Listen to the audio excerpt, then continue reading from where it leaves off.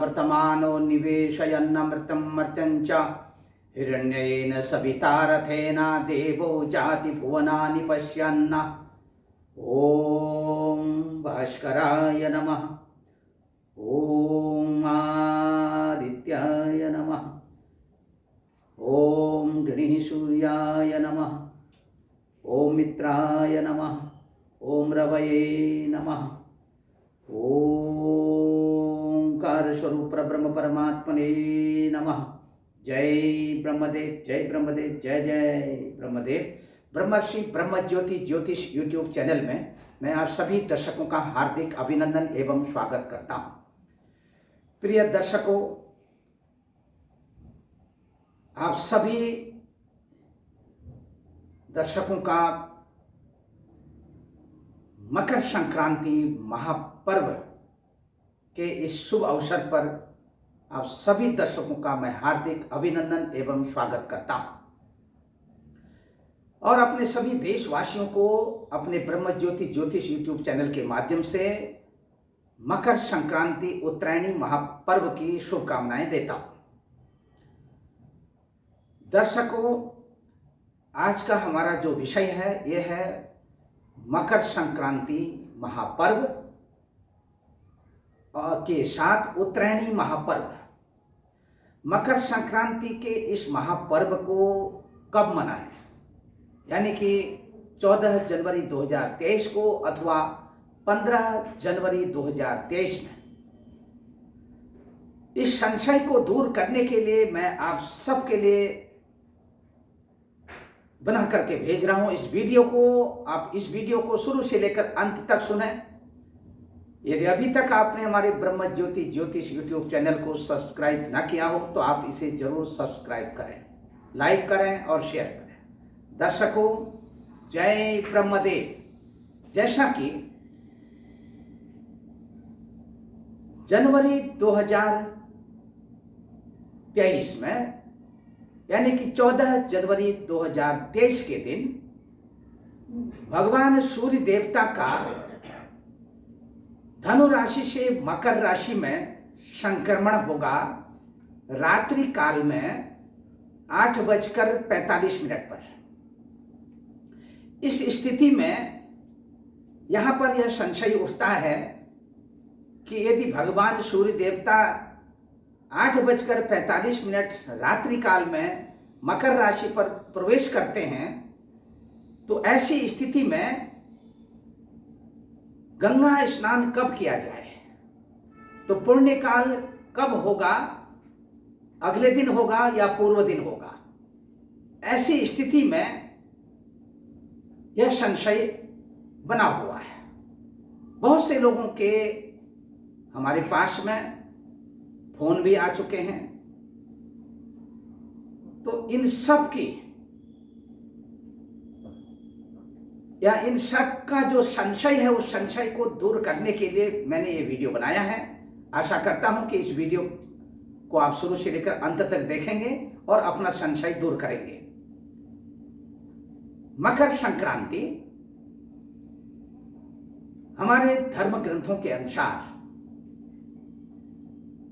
यदि रात्रि के पूर्व काल में भगवान सूर्य देवता मकर राशि पर संक्रमण कर रहे हो, ऐसी स्थिति में अथवा प्रदोष काल में सायंकाल के समय में 3 घड़ी तक का जो समय है ये प्रदोष काल का समय माना गया है। बहुत से विद्वानों के मत से 2 घड़ी का समय प्रदोष काल का माना गया है। ऐसी स्थिति में 3 घड़ी के इस प्रदोष काल में ही यदि संक्रमण हो रहा हो अथवा मध्य रात्रि से पूर्व में संक्रमण हो रहा हो, ऐसी स्थिति में दोनों दिन यानी 14 जनवरी और 15 जनवरी दोनों दिन मकर संक्रांति का पुण्यकाल माना जाएगा। अर्थात 14 जनवरी और 15 जनवरी दोनों दिन स्नान दान आदि के लिए पुण्यकाल होगा। दोनों दिन के पुण्यकाल में स्नान दान तर्पण आदि करने से अभीष्ट कार्य, अभीष्ट मनोरथ आप सबके सिद्ध होंगे और ऐसा करने से आपके घर, कुटुंब, परिवार में हर तरह से शांति बनी रहेगी। ऐसी जो मान्यता है कि मकर संक्रांति यानी कि मकर राशि में भगवान सूर्य देवता का जो पदार्पण होगा और धनु राशि से मकर राशि में जैसे संक्रमण होगा तो खर मास की भी समाप्ति हो जाएगी। खर मास के इस महीने में विशेष रूप से होने वाली यज्ञ अनुष्ठान, शुभ कार्य में प्रतिबंध लग जाता है। ऐसी शास्त्रों की मान्यता है कि खर मास के समय में विवाह आदि शुभ कार्य नहीं होते हैं। इस खर मास के समय में किसी भी तरह के शुभ कार्य नहीं किए जाते हैं।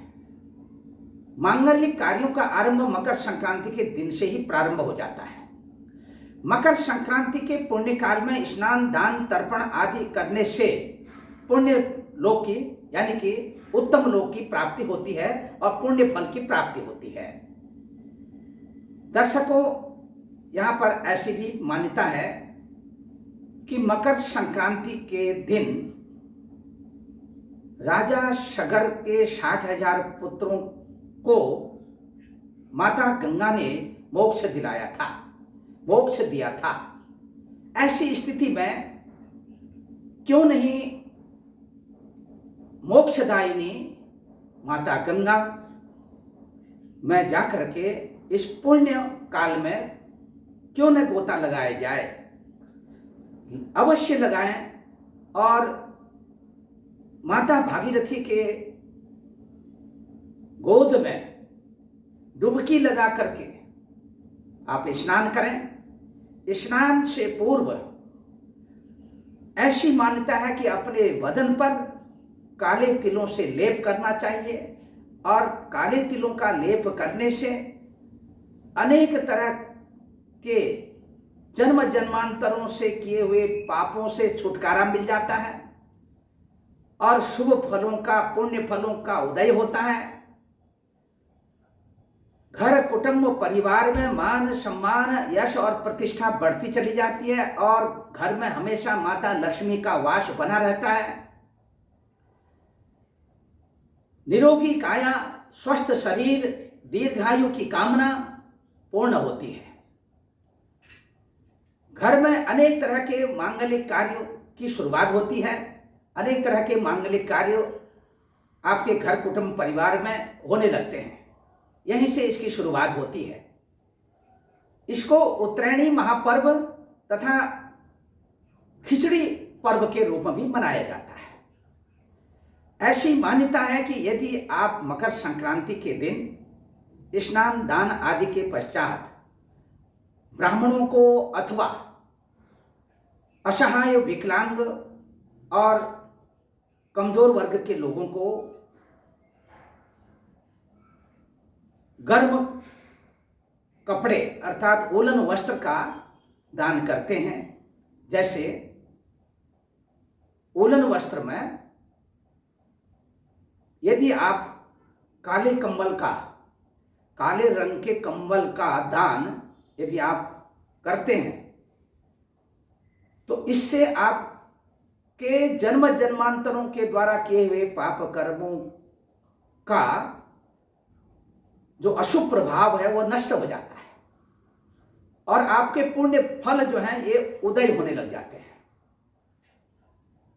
आपके घर, कुटुंब, परिवार में हर तरह से शांति रहती है, सभी लोग स्वस्थ रहते हैं और इसी के साथ काले तिलों का यानी कि गुड़ के साथ संयोग करके लड्डू बना करके दान करने की भी परंपरा है। यदि दक्षिणा सहित आप काले तिलों के लड्डुओं को दान करते हैं, किसी निकटस्थ शिवालय में, मंदिर में जाकर के यदि आप वहां पर खिचड़ी सहित आप इन लड्डुओं को सदक्षिणा सहित दान करते हैं तो आपको उत्तम फल की प्राप्ति होती है।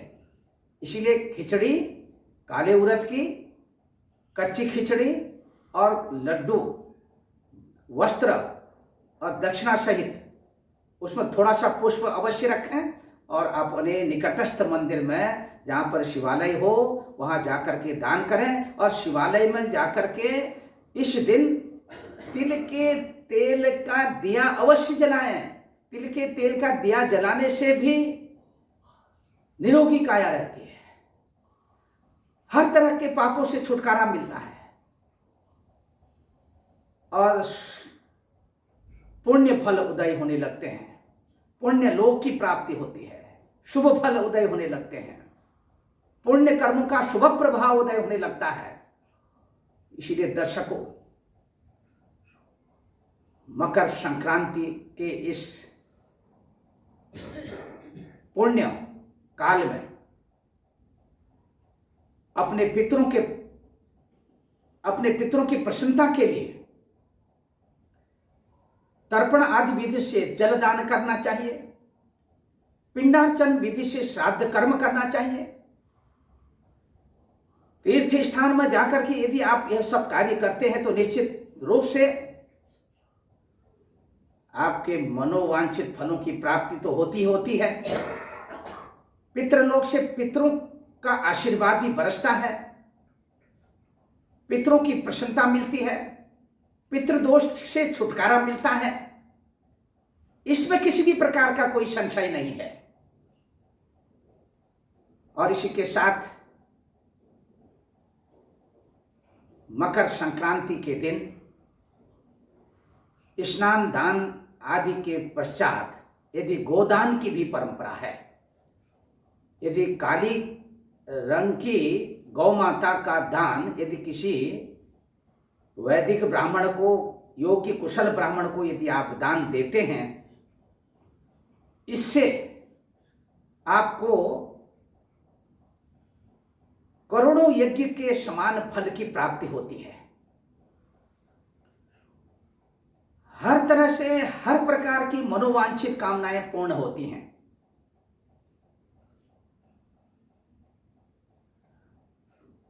माघ के इस महीने की यानी कि जो शुरुआत सौर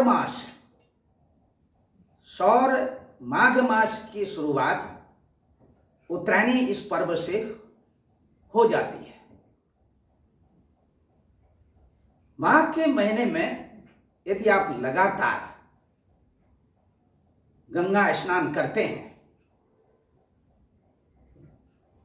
तो सचमुच आपके घर पर हमेशा हमेशा लक्ष्मी का वास बना रहता है। घर परिवार के सभी कुटुंबीजन स्वस्थ रहते हैं। इसलिए दर्शकों, आप चाहें तो 14 जनवरी के दिन, यदि आप चाहें तो 15 जनवरी 2023 के दिन आप पुण्य काल में आप गंगा स्नान करें और खिचड़ी पर्व के रूप में आप जो असहाय हैं, विकलांग हैं, गरीब हैं, उनको इस दिन अवश्य काले उड़द की खिचड़ी बना करके उसमें थोड़ा घी डाल करके अपनी सामर्थ्य के अनुसार घी डालिए और घृत से संयोग की हुई खिचड़ी आप उसको बांटिए, लोगों को खिलाइए। इससे भी उत्तम लोक की प्राप्ति होती है। और इसी के साथ यही कच्ची खिचड़ी के रूप में, जैसा अभी मैंने बताया कि ब्राह्मणों को भी वस्त्र सहित दान में देना चाहिए। साथ में तिल के लड्डू अवश्य दान करें और साथ में दक्षिणा भी अवश्य दें, क्योंकि बिना दक्षिणा दिए हुए किसी भी दान की पूर्ति नहीं होती है। आप चाहें तो गरीबों को भी दान दे सकते हैं। जो आपने धनराशि बचा करके रखी है उसे तीर्थ स्थानों में जाकर के, तीर्थ स्थानों में एक से एक आपको मिलेंगे, असहाय, विकलांग, गरीब मिलेंगे। और जो आपसे अपेक्षा रखते हैं कि आप वहाँ गए हैं तो आप कुछ दान करें, तो वहाँ जाकर के उनको आप वस्त्र दान दीजिए और कुछ उनके लिए नित्य नैमित्तिक उपयोगी वस्तुओं को लेने के लिए कुछ उनको आप दान स्वरूप राशि पैसे के रूप में भी या दे सकते हैं। और इसी के साथ यदि आपको ऐसा लगता है कि हम कपड़े का दान करते हैं, वस्त्र का दान करते हैं, तो आप वस्त्र दान करिए, भोजन आदि वहाँ पर जाकर के गरीबों को खिलाइए। तीर्थ स्थानों में बहुत से तीर्थ हैं हमारे भारतवर्ष में और बहुत सी पवित्र नदियां भी हैं। और इस दिन मुख्य रूप से जैसे गंगा है, यमुना नदी है, गंगा मैया है, सरयू है, इन नदियों में जाकर के और भी तमाम जैसे गोदावरी, रेवा, नर्मदा, इन सब नदियों में जाकर के, इन पवित्र नदियों में जाकर के स्नान करें और इसी के साथ पुण्य के भागी बने। मकर संक्रांति के दिन यानी कि भगवान सूर्य देवता जब मकर राशि में प्रवेश कर रहे होते हैं उस समय भी ऐसी मान्यता है कि सूर्य देव और शनि देव का आपसी उनका जो प्रेम भाव से मिलन होता है, क्योंकि मकर राशि जो है ये शनि देव की राशि, अपनी राशि है और शनि देव की राशि में भगवान सूर्य देव का पदार्पण होता है और यहीं से शुभ कार्यों का भी आरंभ हो जाता है। इसलिए दर्शकों, निसंकोच बिना हिचक के आप इस 14 जनवरी 2023 और 15 जनवरी 2023 के दिन पुण्य काल में गंगा स्नान करें, दान करें, तर्पण करें और पुण्य के भागी बने। सर्वे भवन्तु सुखिनः, सर्वे सन्तु निरामया, सर्वे भद्राणि पश्यन्तु, मां कश्चित् दुःख भाग् भवेत्। ओम शांति, ओम शांति, ओम शांति, ओम पूर्ण ओम शांति, ओम शांति। हरि ओम। जय ब्रह्मदेव, जय ब्रह्मदेव, जय जय ब्रह्मदेव। ओम पूर्णमदः पूर्णमिदं पूर्णात् पूर्णमुदच्यते पूर्णस्य पूर्णमादाय पूर्णमेवावशिष्यते। हरि ओम तत्सत्, हरि ओम तत्सत्, हरि ओम तत्सत्। जय ब्रह्मदेव।